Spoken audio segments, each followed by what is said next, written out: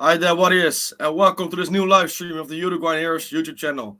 And today, finally, we have one where we all are excited. I guess so, at least. Uruguay beat Paraguay away in Asunción, a tough ground for Uruguay historically, but this time Uruguay came away with a win and a huge win because it was only with 4 games left to play and with no margin for error basically.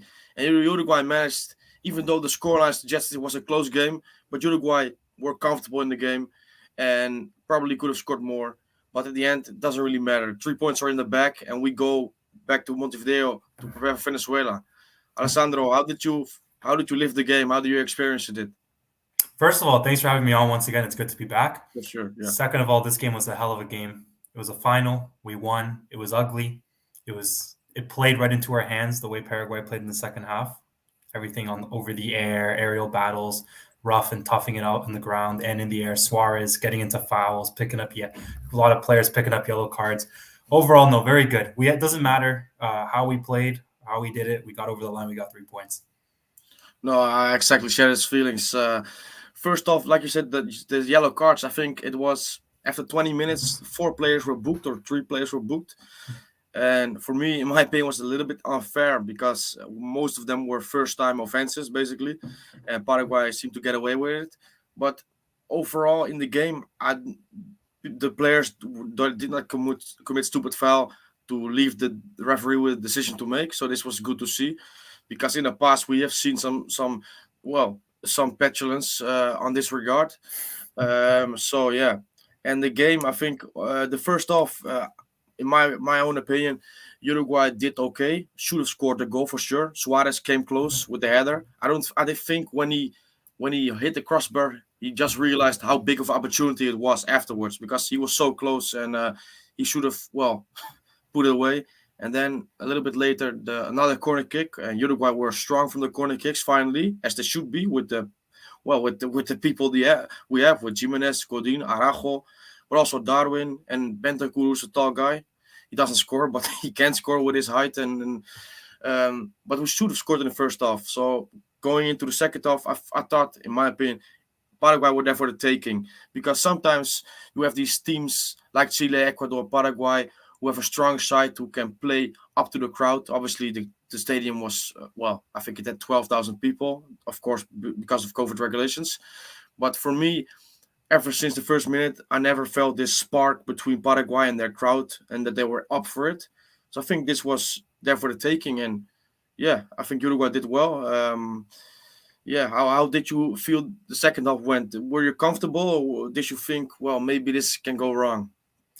I felt a lot more comfortable than I felt in a very long time defending a lead. Partly because for me in the first half, I didn't know. Like I said the last time we were on a stream together, don't expect many radical changes. Don't expect a completely different style of play. It's hard to implement that in a few days. And it's hard to do that, obviously, in international football. So we saw a lot of, sort of similar characteristics in the first half, setting up in a block, 4-4-2 block, defending deep, the same similar type of passing movements in the middle of Valverde, Bentancur. But in the second half is where I really started to notice the managerial differences. Just, for example, having someone on the sideline cheering on the team, celebrating, pressing, moving players forward and stuff, giving directions. Who knew that would make such a difference for any team, right? So that's really good to see. And also refreshing to see is that our corner kicks had routines and had an actual strategy behind them. Right before, it was just a hidden hope into the box, but this time we were dangerous on set pieces because they were deliberately formulated. Right, we had the back post a couple times, and that produced the 2 chances that we had from Suarez and from Godin. So overall, I know it's the first game, but I do feel like this is an important stepping stone, and I think there's going to be a lot more positive changes to come. Yeah, I think I agree with you. I mean, obviously, it wasn't perfect. We can all see this but what did you expect? 2 days of training Mhm. maximum. You can talk all you want on the telephone and via Zoom, but unless you get on the pitch and make it work on a training pitch, it's really hard. So yeah, we all can see that there are some imperfections, but I also saw the improvement that you were talking about. Certainly in the second half, and there was a key moment after Suarez scored, where Uruguay, a lot of the times in the past, they just went backwards, backwards, backwards. and well, did not stamp the authority on their game at all. And Uruguay now, even when in the 17th, 18th minute, we were committing people forward. Oliveira coming forward. Ganobia, I think Ganobia did very well, I think, when he came on. So that was something positive to see. We have to work on the finishing or on on basically making the right passes, because there are certainly occasions where Uruguay should have scored. But luckily, this is not something we are thinking about as something that should have happened, because we are losing the game. So luckily, this is not the case. What did you Yeah. think of Palestri? Well, I think the first off, I think the second off he became a little bit better, but first off he was quite absent. And Palestri is, I think, someone at this moment of his career, while he's not playing a lot for Alaves, someone who needs help. He needs help from his teammates to improve his game. It's not a player at this moment that can take the game and well make it his own. And the second half, I think he did better. He did better. Had some nice touches, some good interplay, but overall, I think it was just an example of it being too early for him. And I think were expecting this a little bit, because yeah, yeah. And and to ask for you, which player did you like very much? Maybe impressed you, surprised you, and which player did you think, well, this we have to look for another option next game? The surprise was Godin, for Yeah. sure. Okay. I did not expect Godin to come into this game with the level that he had, especially given that he hasn't played a competitive game since the beginning of December. He was solid. He was good. Give him all the credit for all the hate that he's been getting recently. He did what he had to do. Leadership was there. He kept the defense tight and organized. And the pass to Suarez for the goal was as good Yeah. as it gets. Someone who wasn't at the level, well, your best friend Vecino didn't have a good too good of a game, Yeah. and I was worried. I thought he was going to get another yellow card there. We were walking a tight edge there.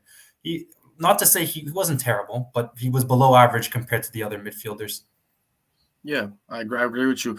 I mean, the thing is, when you scroll through Twitter, and for example, when I ask people what they thought about the game, and it's like 80% will call out Ficino, because it's so clear. It's not like an opinion of a group of people, because we've been seeing it for 2 or 3 years. So it almost looks like you are going after someone, but it's just something, just common sense at this moment in time, because the he's not playing well. And also, one thing that, I mean, we're not going to talk about negative things tonight, because there's no room for it, in my opinion. But what I don't get is players like Arambari, who play every game of the season, basically doing very well, and Vecino, who's not playing, who's starting only one game in the last 3 months, and he gets straight into such an important game.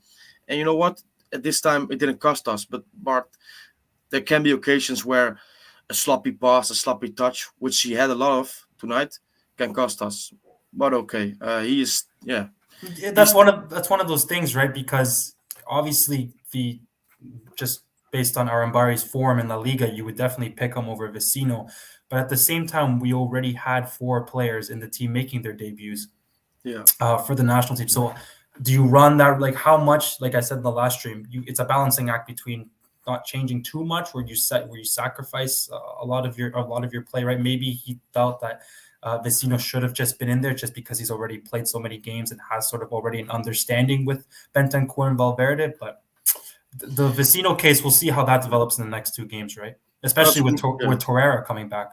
Yeah, that's true. I think if Torreira didn't have COVID, I think he would have played. Yeah, But you are right what you're saying, because obviously we would like to see all the names that we haven't seen. But for Alonso, obviously he comes into a dressing room which is well established for over a decade now, so he cannot just well start a fuss or start a basically an argument. And exactly. You would hope that these changes are phased in, right? yeah, we would also. Okay, let's go into the first comment. I put some comments up, and we want to go through all the comments, but some of them we just put up and for everyone to see. But first of all, thank to you all for being here. Let me know your thoughts about the game. What is your main takeaway from it? Are you happy? Obviously, you're happy with the win, but are you happy what you saw? And do you see improvements? And also, let me know who is your man of the match. For me, it will be Federico Valverde. I think certainly, well, in basically the second part of the first half and his first part of the second half, uh, he really stamped his authority on the game. With Valverde, I mean, he's 22 years right now, but he is getting to this point where he has to assume himself as one of the leaders. And I think he's doing a pretty good job at this moment. Obviously, we had this stretch of games where he lost a lot of games, uh, and he was one of everybody who was part of the blame. But I think certainly tonight he showed that he can be a leader going forward. Who was your man of the match? Would you say Valverde or do you have someone else up your sleeve? Valverde's up there, but I'm actually going to go with Godin. Just because he had so much going up against him and he had the most to prove. And it very easily players in the situation that Godin, players in situations that Yeah. Godin will find himself in, usually tend to overextend or overplay themselves. Example, Lugano in the 2014 World Cup trying to keep up with Campbell from Costa Rica, a disaster. We know how that ended. But in this game, Godin kept it simple. He kept it tight. And he was a leader, like as the old Godin would have been, right? So I'll go with Godin on this one. He's the one who made the clinical pass for Suarez. It's a good shout. I mean, that's the thing. Godin, you have to respect him. Obviously, he comes in having not played a game for over a month, and he held his own. Yeah. So and the pass, like you say, I mean, obviously he sees Suarez, but it's like a school, also a school ground play. Just like it was kind of like this inventive, and it came off, and Suarez, the finish was brilliant. Obviously, yeah. Suarez is Suarez. That's all you could say. Yeah, I mean, you never know what you're gonna get. That's the Yeah. thing, and yeah. So the question here from Luca the Lion says, "Who do you think should start in attack versus Venezuela? Suarez Cavani, Suarez Darwin, or Cavani Darwin?" Well, you can go first. It's a tough question. Darwin Nunez definitely, just because he's younger and definitely has the legs to press, which is a lot of. We saw a lot of more pressing than we usually see, and Diego Alonso has reiterated in the press conferences that he wants a lot of pressing. So I would expect Darwin Nunez to stay there because he's probably the only striker who can press at the level that Alonso would like. So I'm going to actually say that he sticks with the same sort of formula. I'm going to say he goes with Nunez and Suarez. Okay, yeah, I think it's a tough question. I mean, obviously it depends on how he's gonna play. Because I think he will play differently against Venezuela at home. Because Venezuela, although few years back they looked like a team in development, but this qualifiers there haven't been good basically.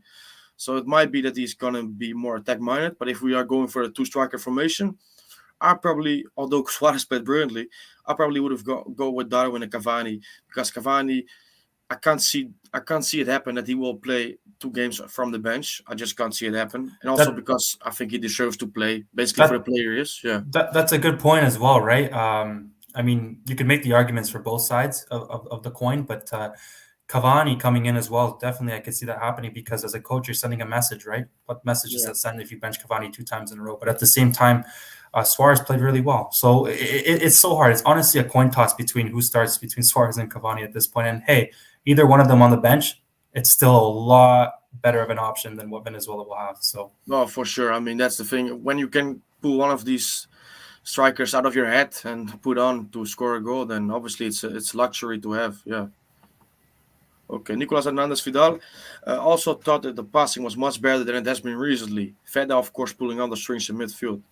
Yeah, I would agree with it. I mean, like, there were some imperfections, obviously, some passes that didn't work out. And I think certainly in the first 10, 15, 20 minutes, a bit sloppy. But overall, it was more clean, for sure, for sure. More or less just stupid mistakes, well, which can only be explained by lack of concentration or lack of understanding between the teammates. So it was better, yeah. I think so. that's the one sort of big criticism that if I had to choose a criticism to stick with of the tactical setup by Alonso is the game improved or Valverde's game improved the more central he became. I Yeah, don't like Valverde out wide. no, I agree that I agree with you. I mean, with that's the thing.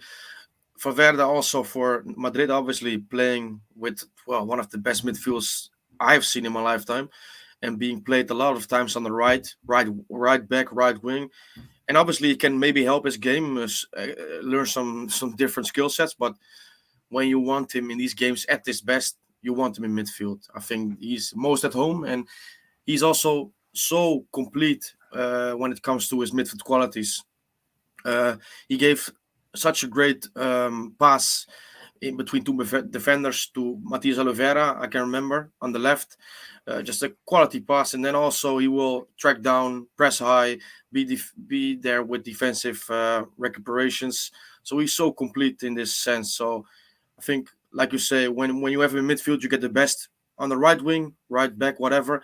You will certainly get a good shift because he's the type of player that will always bring a 6 or a 7. But you want him at his best, obviously, and that's in midfield. That's the undisputed fact about this team going forward is that Valverde is the heart of the midfield. You can make whatever lineup you want, but Valverde has to be the heart of the midfield. And do you think Bentancur, what is his place in the midfield?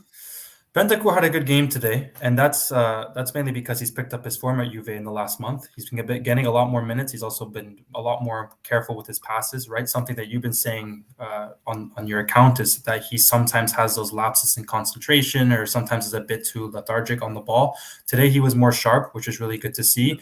I think there is definitely a more future for him in the midfield setup, just because of the pre-existing relationship he has with Valverde, stemming all the way back from the under-20s. Yeah, I think he has to take his game to another level, or basically, well, maybe be a bit more secure. Although some would say his risk he takes sometimes obviously brings us a lot. That's why Torreira is so important, because Yeah, Torreira there liberates Valverde, liberates Bentancur, because he covers so much ground, right? So yeah, that's a good point. I mean, Torreira and then Valverde and Bentancur ahead of him is the perfect midfield, basically. Uh, and the rumors now from Bentancur to Aston Villa, I don't know if you saw this, but that will be, I think, that will be a really good one for him. Not only because the Premier League is obviously a completely different challenge, which maybe he will shrink under because the mistakes in his game when it comes to concentration, focus, these things even more so at the Premier League level, you will get caught out. But the plus, yeah, tempo-based players like, for example, Thiago Alcantara, uh, who went to the Premier League, struggled. Saul struggled, right? So I do worry for Bentancur if he does go to the Premier League. It is such a shift in culture, such a shift in that's true. Yeah. physicality, right? And that could definitely damage confidence. But we'll see. Something tells me this rumor has somewhat of a Suarez fingerprint behind it. I don't know. We'll see. Yeah, I mean the prospect of him playing under Steven Gerrard and maybe hoping that he can help him in this game, because this is the thing as well. These players, some of these players just need a manager who can take them to the next level, and I don't think he ever had this at Juventus. So let's see, Maybe it's just a rumor, maybe it will not will happen, but it will be interesting. Nicolas Hernandez Vidal with another comment. Thanks a lot for the comments, and everybody, please let me know your opinion. I'm really excited to hear it. Also, super glad that we kept attacking after the goal and putting in attackers. Tabras had been defending one goal leads constantly in the past few years, which was super dangerous. Yeah, that's certainly something that is true. I mean, normally when Uruguay were ahead in the game or took the lead, more often not quite comfortable or quite good in holding on. But the problem was that from the start, mostly, I can remember games away in Peru or also away in Paraguay, where Uruguay just from the start were so passive, so on the back foot, and that was something that really I was glad about, that Uruguay, well, they started to take the game to Paraguay a bit, not completely, and then after the goal came, they also kept their normal shape, not just collapsing like just players committing forward and not well, not completely being passive and soaking up the pressure. So that's something that I liked a lot. I think you echo these thoughts. Yeah, No, definitely. It's so hard to tell whether we're going to be a side that starts sitting back, that starts attacking, right? Just we only have one game to really go off of, Alonso's first game. yeah. But something that I wouldn't be surprised, obviously, is that we were comfortable to sit back because Paraguay made it comfortable. They were toothless in attack. They offered nothing. We recognized that, and we let them sort of play it into our hands. No, I agree with you on this point, because although we are all glad that Uruguay won the game and also improved their performance, we also have to mention obviously that this Paraguay side wasn't the best. I mean, offensively, they offered almost nothing. The only offensive danger from their side was caused by a misplaced pass or by us. So it's not like we were played well. Our defense was stretched or whatever. So yeah, Paraguay attack were toothless, like you said, and also defensively were not great. Um, and yeah, we took advantage of this, which is obviously important. Mhm. But yeah, we will have to see bigger challenges to really see what Alonso's game is about. But for now, it doesn't really matter. We have 3 games left to play, and yeah, and the results will be interesting to see how it will go. I think Ecuador, I think they drew or They drew, lost. yes. They Drew, drew yeah, 1-1. Yep. and it will be interesting to see now Chile's result because these are all these things. I mean, we have to depend on ourselves, but it would be nice to see them drop points. So Argentina now 2-1 in the lead against Chile. So yeah, and Colombia, Peru, yeah, Argentina have a 2-1 lead in the 72nd minute. So yeah. So yeah, Argentina maybe can help us out. Never heard this before, but who knows? Who knows? Farid Haji says, "Let's see how the offense looks for the home game. Home tactics are different than road tactics." mhm. Yeah, for sure, that's true, and that's also interesting to see. And also an interesting aspect from this game and also the build up to it is that because Alonso made sure that the training facilities were basically no journalists could look into it. Was I don't know what the word is, but they put up banners to block the view, and the probable lineups from Ovation also and from All Reverie wrong. all wrong. And this is obviously the first time I've seen this that they were so Refreshing. wrong in years, and probably Mhm. since Tavares took over. So that's also something interesting that we don't know it. Obviously, you like to know it, but I was, well, with some things I was not happy, but with other things I was happy to see in the lineup. And I mean, yeah, that is exciting to see. And like you say, the home tactics or the home team will be interesting to see. Maybe we will see something completely different. Maybe Nico Lopez will come in. Will be interesting. Yeah, a lot. Let's go to the next comment. Farid Hachi again. Let's also recall that for the next match, there will also be different. There will also be players left off the list. And with important players having yellows, are they set aside for the next match? I think Vecino has been suspended. I'm pretty sure. For the other players, I'm not sure to be Don't be honest. too sad about that one. No, no, I'm not. I'm not. No, for sure. I don't know about the other ones, but well, Vecino, obviously, Arabadi can come in. For this game, the Amores was outside of the squad. Brian Ocampo, I think. I think it's one goalkeeper and 3 players, 3 or 4 Yeah, players, Leandro I think. Cabrera, I think, Mhm. and another one which name escapes me at this moment. But yeah, we will see. I mean, that's the thing when you have such big squads to cover for COVID losses is that people will be left out of the squad list, which is a shame, obviously. But yeah,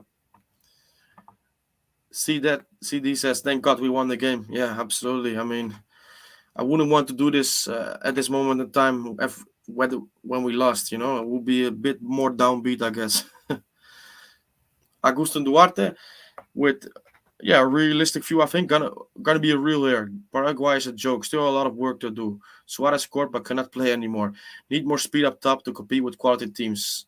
Um, well, I think Paraguay it's not a joke, obviously, but they are not the best team in South America for sure, and they didn't play well tonight. I think there's still a lot of work to do, but I don't think Suarez cannot play anymore. Obviously, Suarez has not been great this season. Certainly not for Atletico. It's been a mix between the team and himself not playing up to his standards. But I think, like he showed today, he can still do a job. But Suarez is not Suarez, obviously, 5 years ago, and you have to play to him.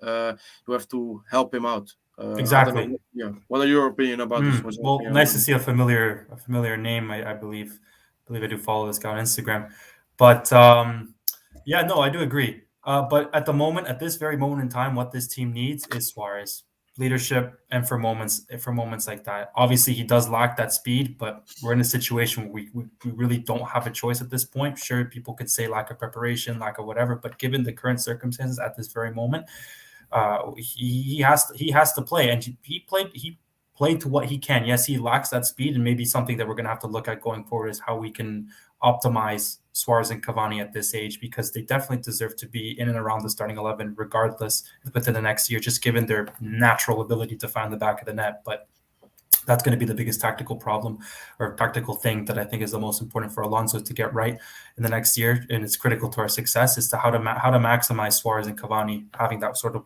be that one striker role and surrounding them with enough speed, with enough talent, with enough young legs to sort of get the most out of them. Yeah, I agree with this. I mean, it's obviously hard to see this transition of a player, and you want to play him because obviously he brings qualities which, well, not a lot of players, so probably none of our squad have. But for Suarez, I think today that's also something funny. I think with when he plays for Uruguay, he assumes more responsibility, tries to be more creative, get drop into spaces, try to make something happen. And well, he's proven in the past that he can be a brilliant creator. Um, so yeah, I think like you said as well, he still has certainly until the World Cup. Well, has a lot to bring, but it will be interesting to see how this will develop. Because Cavani and Suarez, I don't think looking into the future and also the short-term future is not the solution. So we have to see how we will manage this. Hmm. Nick Cucuvio says, "Do the yellow cards carry out for the next games because that can be the factor for next matches in player positions?" Yeah, they obviously, yeah, they did count. I think it's well. The next comment you say is, uh, "Oh yeah, almost five yellow cards." Oh, I thought you meant that after five yellow cards there was suspension, but no, almost five yellow cards, yeah, in the game. I think after two yellow cards the player is suspended. And from what I know right now, Ficino is the only one which, well, who's Bentancur, maybe. I think yeah, I'll have to check I have that. to check it. I have to check it. Yeah, but I don't think we have to worry a lot about this is the moment because I think we have, and that's the beautiful thing about Uruguay at this moment in time, which obviously in the past has not been the case. Uruguay have a squad which is much stronger in depth than it's ever or certainly been before in the last 10 years. So although we can or might miss an important player, I don't feel. I don't have the feeling like, for example, Suarez dropping out in 2014. These type of things. Obviously, it's a different example, but I think we will be okay. Daniel says impressed with Pelistri, Oliveira, and Arajo at right back. What do you make of these performances from these two players, Alessandro? Oliveira was in my top three performers for tonight. He was really solid. And he wasn't particularly amazing going forward or anything like that. But where he was solid was his tactical discipline, which is what he has better than Matias Vinha. Matias Vinha will give you a little bit more going forward than Oliveira in terms of his movement. But Oliveira has more tactical awareness and tactical ability to get back into the right space. Right, Matias Vinha we saw before would get caught out and whatnot. So that was really good to see some solidity on that left side. Araujo, I mean, I was surprised to see him start at right back. He plays right back for Barcelona now a little bit, but that's more out of necessity more than anything due to the current situation of Barcelona right now. So we'll see. That's a big question. I also have the two big questions, obviously, are who starts up front in the next match and both the right back position, right? I wouldn't be surprised to see Damian Suarez also, take that right back position, especially against Venezuela, who are a little bit of a weaker side. We can afford a little bit more risk going forward. So No, I think what you're saying with Oliveira for sure. I echo these thoughts because I think what you see with him is he's played for Getafe, certainly under Jose Bordalas when he was there. Were really defensive minded and really tight, really good defensively, and you can see this in his game. He's really aggressive, which I like about him. So yeah, I think he certainly should get the start against Venezuela as well. But we will see what will happen. Another one who might start, and Daniel thinks he should start or would like to see him start, is Nico Lopez against Venezuela. I would like to see it as well, to be honest. But as a starter, I think it's difficult because the options we have at the moment, who are, in my opinion, more deserving of a start. But I absolutely would love Nico Lopez to come on and have an impact because I think it's been a long time coming for him to be called up. one would think he's going to get minutes in the next game. I think that's almost guaranteed.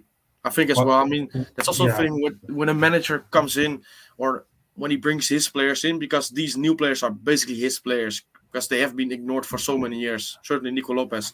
So when he comes in, I think it would be weird if maybe he doesn't get any minute. So let's hope it happens. Mhm. Yeah. Eric Duran says, I was honestly surprised he left Suarez on so long. I was expecting that as Caeta changed. I'd like to see this team with the lone striker. Um, yeah, Mhm. to be honest, when Suarez scored and when Uruguay looked comfortable, I was thinking to myself, after 65 minutes, when Cavani was warming up or coming on, I thought this is perfect. Bring Suarez off, Cavani in, Darwin and Cavani up front. That would be perfect. Didn't happen. I don't know why. But okay, yeah. A reason we probably left Suarez on a little bit longer than maybe he would have we would have anticipated is because Godin had to go off earlier, right? For me, it seems it's very telling that the first press conference of Alonso, the first two players that he decides to take with him to the press conference are Godin and Suarez. For me, that sends a Yeah. message that these are the two leaders and the two big leaders in the team. So, and of course, that's evident because the captain's armband went straight to Suarez as soon as Godin went off. So I think that's why he stayed on a little bit longer than maybe he should have. And Darius Guetta, I'm not surprised he didn't play anything because he has not played since the Libertadores final. So No, that's probably a reason. Although Godin plays, that's but that's true. different. That's different. I think Mhm. Godin, like you say, sees. I mean, he's his leader basically with Suarez. So I understand if this is his logic, which I can obviously follow. Then yeah, it makes sense for him to play this game. Um, one thing which I just personally dislike about this whole situation, not with Alonso, but just for the last few years, is the well basically ignorance or the well not looking to give Sebastian Coates a chance, because I know that he hasn't been the best for Uruguay in the last few years when he got a chance. I mean, he did really really well when he broke through when he won the Young Player of the tournament award in the Copa of 2011. But obviously, in the period between that and now, it's not been great when he came on. But in the last 2 years, there's no denying in what he has done for Sporting, which is a big club in Portugal and who's also competing in Europe right now. So I have just this sour taste in my mouth when I, for example, see Cáceres come on for the last few, 6 minutes basically to come into a back three, and I think to myself, I mean, what Coates should be there. I know. I mean, he's playing. He should be playing Portuguese League Cup final on Saturday, so tomorrow. And obviously, he represents Uruguay, even if it's on the bench or not. So he will come, but it leaves a sour taste in my mouth to see him not playing there. Mhm. And It's but definitely frustrating if you're a Sporting fan, right? yeah, You lose your captain for two international games. He doesn't even get any minutes in those games. that's the thing. I mean, I think certainly a lot of Sporting fans, also some of them who follow me and I follow them, they tonight they they sent some messages when he wasn't playing, and why didn't we have him tomorrow then? I mean, what's the point? And obviously, certainly now with COVID, you have to have a big squad, so these things you have to have guaranteed 4 or 5 defenders, but it's frustrating from their point of view for sure. Yeah. Ken Johnson with the comment, good to see you here, Kent. I think we looked fairly good, more looking up front, and Valverde was key with that. With Arqueta and Torreira, we will be more solid, I suspect. Yeah, Yeah, don't forget about De La Cruz. no, that's a good point, and There's so many options. yeah, that's true. And De La Cruz, obviously, he will come back when he gets fit and all that. For sure, Arqueta, I think he can bring something. But especially Torreira, I think he's will be so important to to make us even better, more secure defensively, and also better in dominating more possession, and not for the sake of it, but just make it meaningful for sure, and give, like you said before, freedom to Valverde and Bentancur. Um, so that would be Yeah, really good to exactly. Like see. I said earlier, you could drop whatever midfield you want, different combinations of players in there, but the fact is Valverde will always be the heart of it. In Yeah, passing and especially too impressing. The way he was pressing in the last 15 minutes of the game, he had a lot of energy. He ran himself to the ground, which is he had no other choice but to go off the field at the very end there. yeah. That's for him a bit like Nathan Nandes. Obviously, similar, different players um, who just well. I mean, with Nandes, obviously, it's a bit of a touchy topic at the moment, but Mhm. everything on the pitch, you can never fault his effort. And Valverde brings an extra bit of quality into his game, which makes him obviously this player who could be hopefully lead us to some good days That's again. that idea of having a destroyer in midfielder or somewhat like a deep lying just block is always going to, I think, is the most in the last 10, 15 years of Uruguay is such an important piece of the tactical identity of the team, right? Diego Perez, Arevalo Rios, Tata Gonzalez. It's evident that we definitely need Yeah, those type of players to liberate our more technical players. Back in 2010, 11, 12, that was liberating Forlan to be more of a playmaker, right? So I'm looking forward to seeing how that develops in the next few years and how we could find ways to liberate, Darius Gaeta, De La Cruz, Valverde. yeah, and that's for sure. And with the midfield talent coming through, it's gonna be exciting for sure. Nicolas Londono says Oliveira masterclass. I'd love to see Diente Lopez play. I think we all do. And Oliveira, yeah, was a really good debut for sure. Just short of a masterclass. I think the final delivery Yeah, on his ball in the final third needs improvement, but no, for it's sure. his first start. It was solid. No, that's a good point you make. His crosses weren't the best, but yeah, overall he did well. Kent says, and Nico Lopez still untested. Yeah, hopefully maybe against Venezuela will be different. Um, Oliveira again, praises for Oliveira, and a little worried about Roche's distribution from goal though. Yeah, I mean he had this. I think he looked pretty calm and pretty composed in goal. I think positioning was. I mean he didn't have anything to do basically, but whenever the ball came to him, looked all right, looked okay. I mean I'm maybe picking, The maybe trying to handling say the something too handling of the confident shots about. were all good. I didn't see any Yeah, spillage. I know Muslera, especially recently, when he's been playing for Uruguay, a lot of spillage. A lot of yeah, times when there's a hard driven shot right at Muslera, he tends to spill it, and then he goes forward, and that can sometimes result in a mistake or something. Right? yeah. If you're looking for the biggest example of that, watch the last 10 minutes of the Portugal game. And from the Okay. 2018 World Cup, because Muslera was a shambles in that moment. We all forget about it because of obviously better Yeah, reasons. But yeah, Rochet's distribution for goal, you could definitely tell he plays in the Uruguayan league, right? A lot of times that back pass, he had a lot more time to distribute that ball, but instead launched it forward. But we'll see. That will come with time, hopefully. We'll see. no, that's a good point you make. Obviously, completely different pressure. And yeah, I think I remember one occasion when we were lucky not to, well, basically maybe have Paraguay in a dangerous position because it was a really poor, well, distribution of play. Farid Haji with another comment: Araujo starting at right back showed it made more sense when Damian Suarez came in and Godin went out. I think with Araujo, I mean Godin played really well, so that is not something we have to really talk about. But Araujo, I think he did okay for sure. First off, he was struggling a little bit, but second off, for sure, he was really dominant. But Mhm. uh, the thing is, when just leaving aside the performances of tonight, Araujo playing in center of defense and Damian at right back makes more sense, obviously.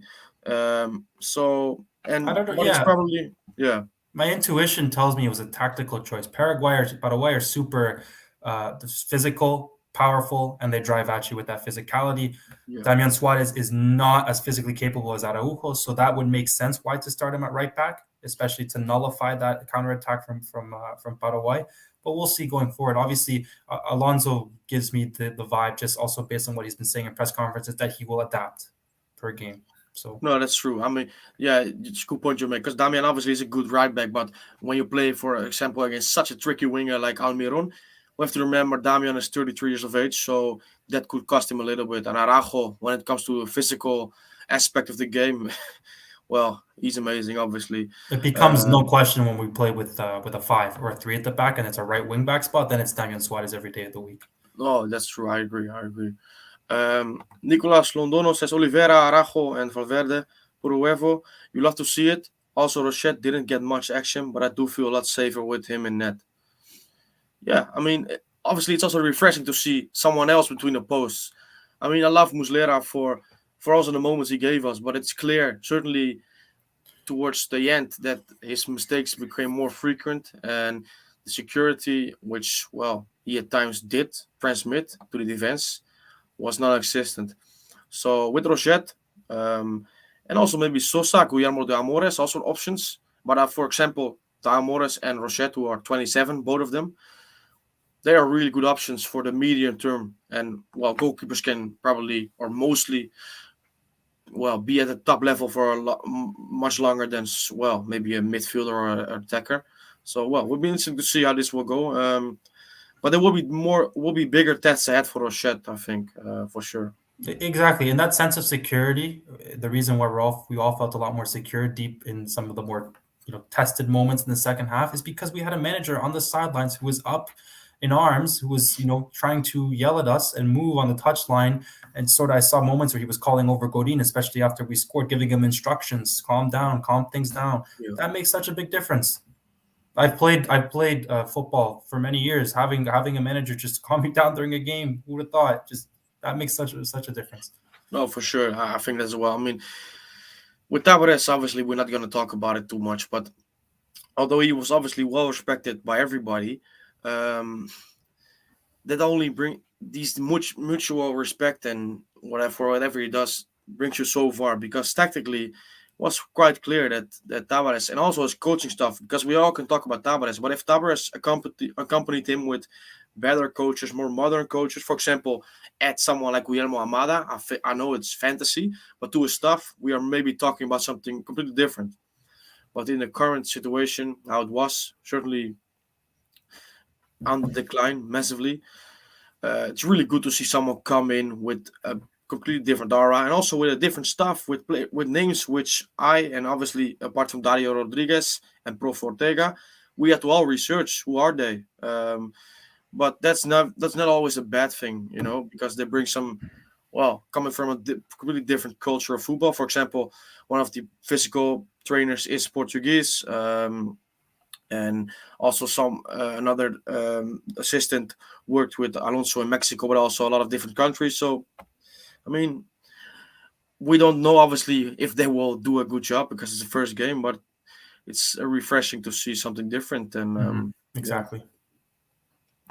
Danny F says Ficino was bad in the first off, but in the second half he improved, in my opinion. He improved because Valverde moved more central. Yeah, I he might improve a little bit. Maybe I didn't see it, but I think he, yeah, probably bit bit less mistake prone basically. But um, yeah, I just don't know why.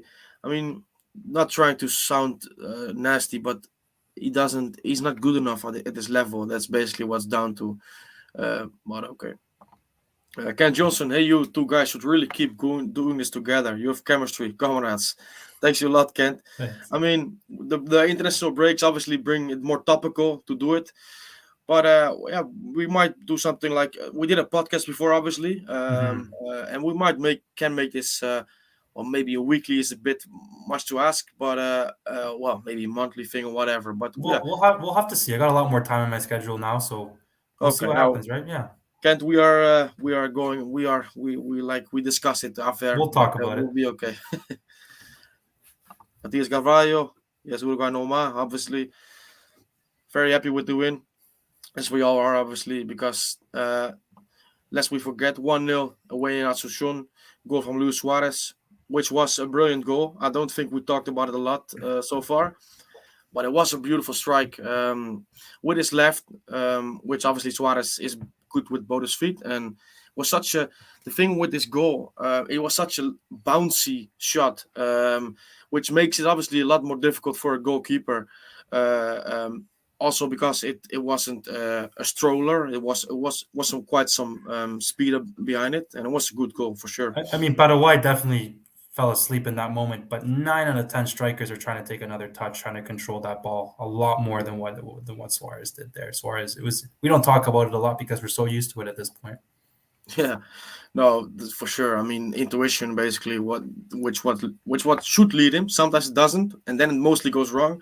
But when his intuition leads him, more often than not, he comes up with beautiful goals like this.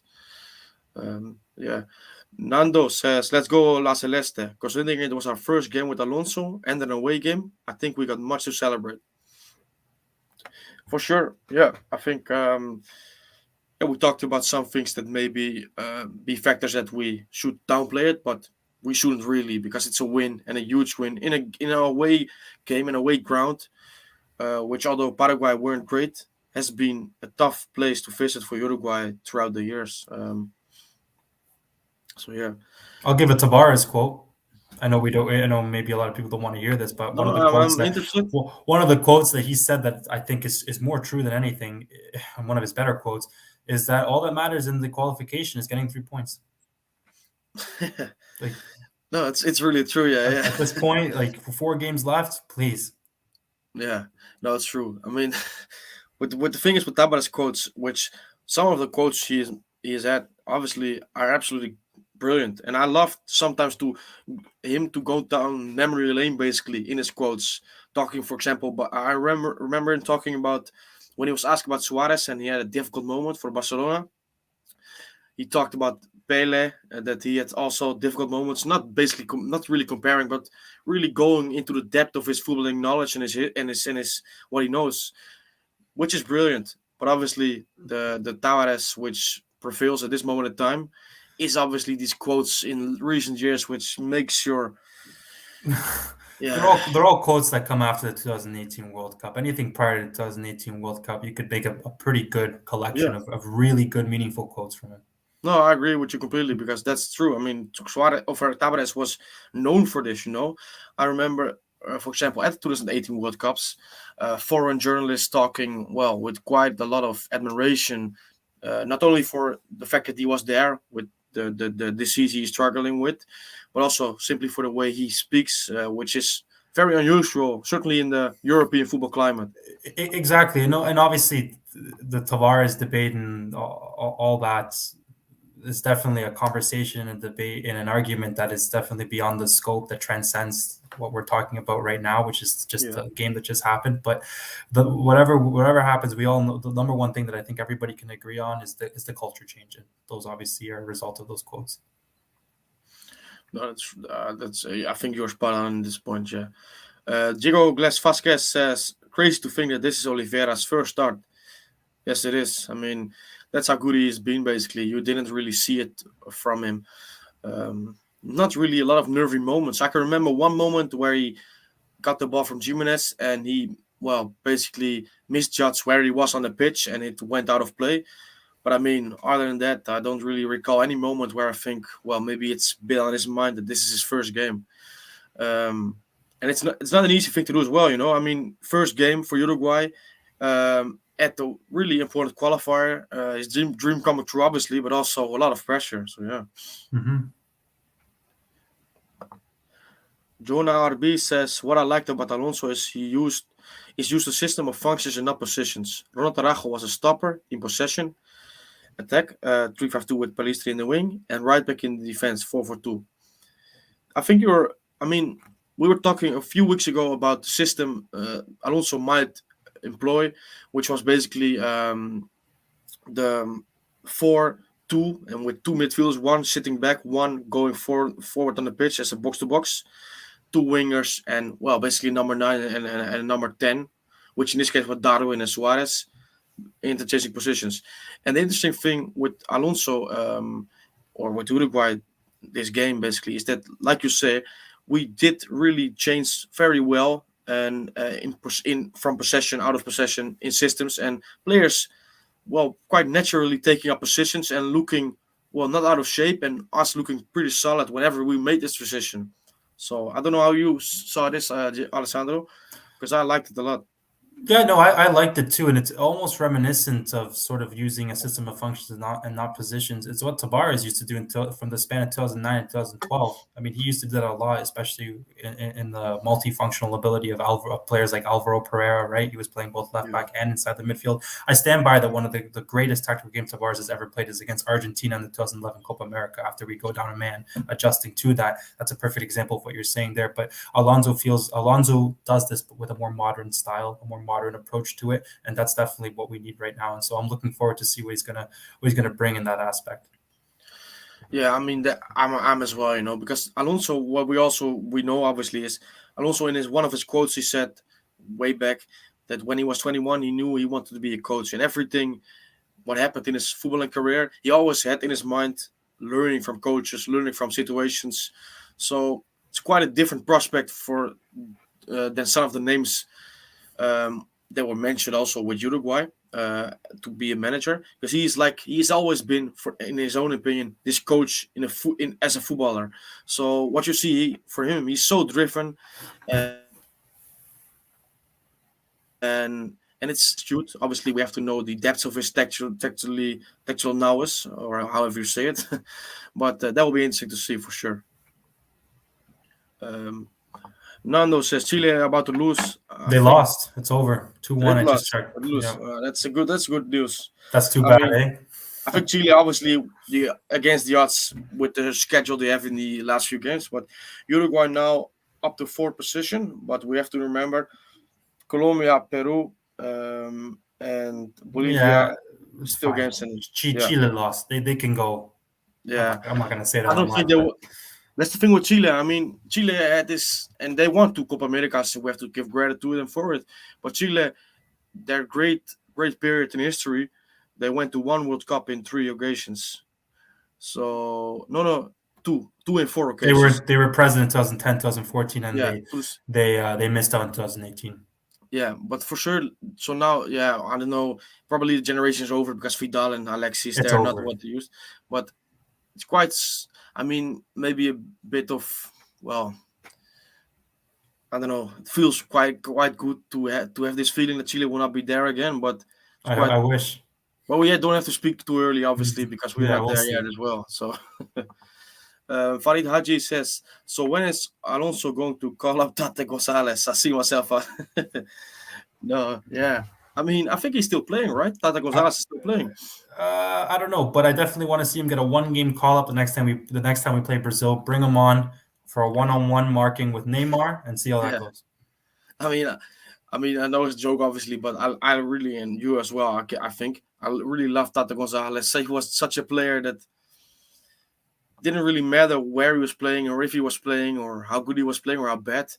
We always come to Uruguay and put in a game. I remember the game against England. He played really well this game. I mean, these are these unique players. The England game's a triumph. I mean, with the likes of Gerrard and Henderson and established Premier League midfielders going up against plucky players like Yeah, Adevalo Rios and Tata Gonzalez doesn't get any better. And getting uh, outworked doesn't get any I'm, better than that. I mean, when you look at it just pure rationally, I mean, this. I mean, no words for it, basically. Um, by the way, why do you think Tabres never called up Matias Oliveira? My hypothesis is because El Maestro. Okay, no, I mean that's I don't know as well, but he just had his favorites, and certain players just were not in his plans, however good they were playing, like Nico Lopez, but also like Damian, for example. I don't know. I could only. I just don't know because I cannot think of some agenda or anything. Because why would you have this agenda against players who he for sure has never come across? Certain players who were not in the national. That's maybe a thing. Certain players were not. Oliveira is not an example, but certain players were not in El Proceso, and this is the reason why they didn't come basically to the national team. It's I don't know. It's honestly a waste of time to think about it because it's That's really true. one of the greatest unknowns. No, one Tavares' call up process. Nobody will ever know. No, I thought I tried to make sense, but I remember that it did not make any sense at all. So yeah, Jorge Cepero says hello guys, great win for sure, man. Hello to you as well. Thanks for being here. Um, Danny F says I really like Balestri. Hopefully the first of many starts. He has something to build on. It's such a diamond in the rough. That's the thing. That's like you say. I mean, this was too early in my opinion. But Maybe too early to start, but I feel like the rationale behind calling him up into the national team is almost to like reignite his career right now is probably in the lowest point that it's ever been, and this national team call up could just engage a spark in the way he conducts himself in training or when he goes back to Europe. So we'll see. Fingers crossed because he has talent. no, for sure. That's. I remember you were saying something similar a few weeks ago when we were doing this as well. That yeah, for sure. This helps sometimes young players. Mhm. For Satriano, for example, was in the squad list. But Pelistri, I mean, I think also one of the reasons that he is here is that the options at the right wing at this moment in time are not great. I mean, there are some options, but all of them are not performing at the level that is desired, basically. So Mhm. yeah. Okay, yeah, same comment basically. No, I don't know. I don't know. One thing I also don't understand, but that's for another day. Alfonso Espino, I think he probably deserves to be in the squad, but we will leave that for another day. Nando says we need Colombia and Peru to tie, and we are sitting pretty against Venezuela. Will be brilliant, but yeah, The no, key is don't worry about anybody else. The only thing that matters game by game is just winning the next game. We win the next two home games, we are in a very healthy position. But that's all that's we true. can I worry mean, about. Venezuela, and then afterwards Peru, and then Chile away. I mean, Uruguay now are 19 points, so we could leave this international break with 22 points, which sets us up well, not brilliantly, but in an okay position to go into the last international break, uh, and well, qualify for the World Cup. Basically, I mean, we have to focus on the first game, like you say, on the next game, like you say, and we also don't have to expect or depend on our opponents because we have had a lot of luck with our opponents or our rivals. Because certainly in the games that Uruguay were losing against Brazil, Argentina, Bolivia, everybody around us dropped points. So maybe this luck has run out a little bit, and we have to depend on ourselves right now. We are in this position just by the very finest of margins. And think about just two goals: the Pereiro goal versus Ecuador and the Maxi Gomez goal versus Chile. Be in a Yeah, that's true. very worse position if those two goals don't go in. That's a really good point you make. These fine margins, obviously, and some people will talk about the goal from Jonathan Rodriguez against Paraguay being called off, and it wasn't the right decision. But like you say as well, we also had this fine margins or this luck a little bit. Things happen for a But reason. I mean, you look yeah, at that goal against Paraguay, the Jonathan Rodriguez goal. That goal stands. They make the correct decision, which it was onside. We're still living in a Tavares world, I think. that's a good point. But yeah, that's a really good point. Never looked at it like this, but yeah, I know like an overall 18 games playing against each team twice. Whatever your position is the one you deserve basically. So yeah, would you look at the line? Would you start Godin next game? He did really well today. What about you? If you're going off today's performance, I think you have to start him. Yeah, I think Yeah, the way he conducted himself and kept things simple and tight at the back, I think merits another start against unquestionably a lesser opponent like Venezuela. Still one to definitely come out against with the same sort of level of tactical awareness and attentiveness as we did against Paraguay. But I would start Godin. yeah. I mean, I think also regardless of what we think, I think he certainly will start. I don't see any scenario where he won't start, which will mean Coates will not play again. Which that's the way it is, you know. But like you said, based on this performance alone in isolation, he deserves to start for sure. Kent says, and we're gonna round it off a little. We're gonna round it off after these few questions. Almost going for an hour. Gonna need some sleep as well. So yeah, but Ken Johnson, with the new Alonso dispensation, we are now in new reality, obviously, and it's naturally exciting. But let's not let the honeymoon go on too artificially long if the things require strong critique. Um, yeah, I mean, what you're trying to say, because I have to first read it, which is quite of a hard task with my English, but I understand what you mean. Uh, no, we have to be critical, obviously. I mean, this is nice to have the win and see some positive signs, but like we said before as well, this was a Paraguay side which isn't the greatest. So there are certain things and the decisions, although they paid out, they did. Godin, for example, was a decision which was justified. Vecino, not in my opinion. But the decisions beforehand, like playing Ficino once again, is something which, in my opinion, can still be a point of critique for him. And there will also be certain other things maybe that will be critique will be points that generate critique for him.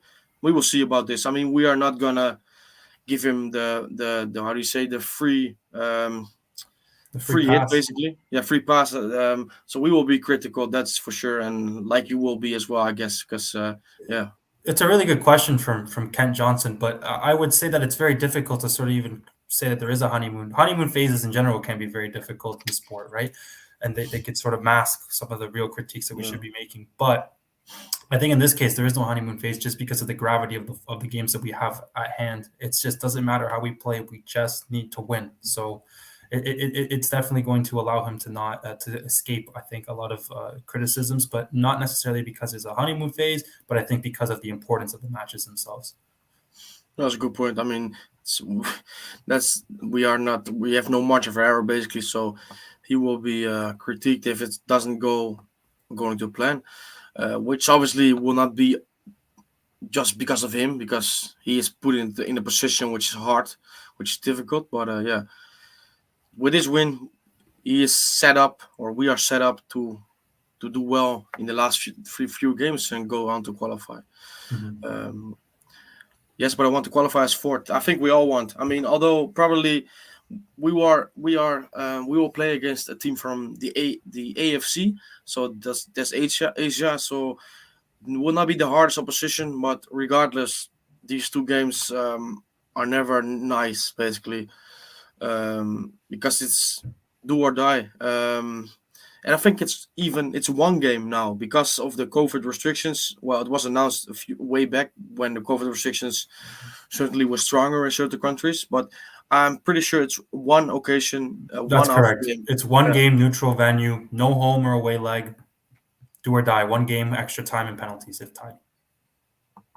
And Ken Johnson, I think it's a good one to finish on.